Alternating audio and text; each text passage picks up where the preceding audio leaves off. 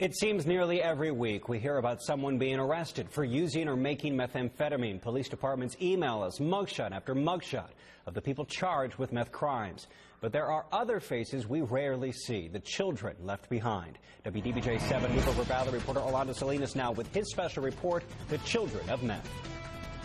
I recently met a 13-year-old girl who told me she had run away from home, said that her father had been arrested and charged with making methamphetamine. A stranger took that girl in.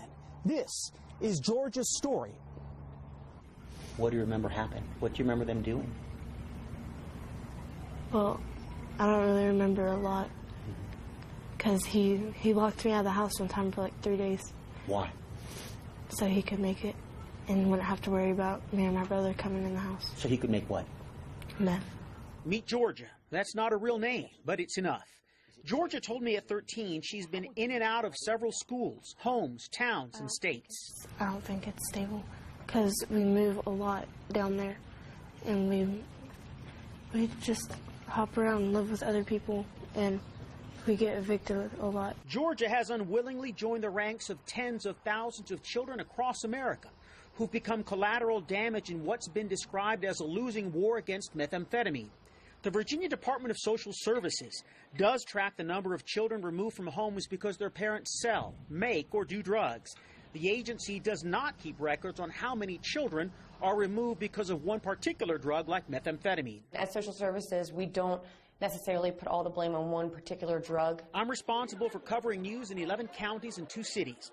Let's break down the number of kids in those areas that have been removed from their homes because of their parents' drug abuse. During the 2013 fiscal year, that's the latest that records were available. Between the 11 counties and 2 cities in my region alone, 78 children under the age of 18 have been placed in foster care because of their parents' involvement with drugs. I'm told the number of kids removed from homes because of parental drug use is actually much higher. Why?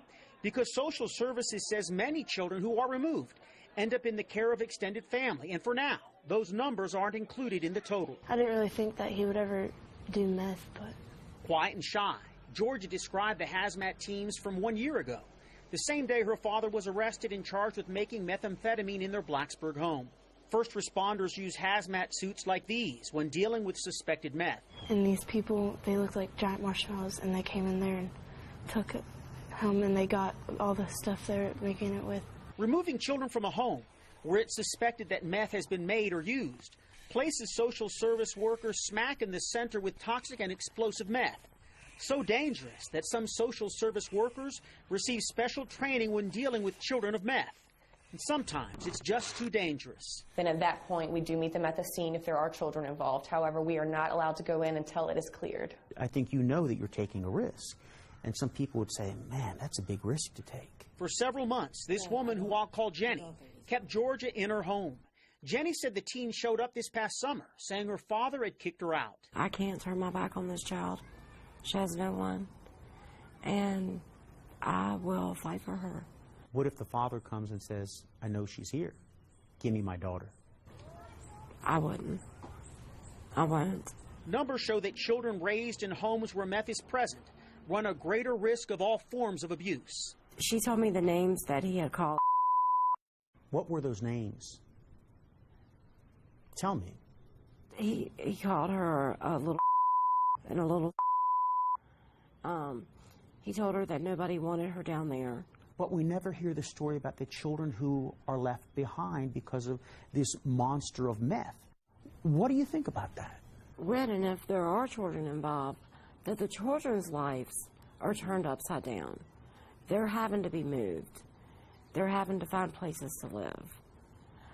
And it's everywhere. Officials say the number of children found in homes turned meth labs may have slowed, but only because the so-called repeat cooks have already lost custody of their kids.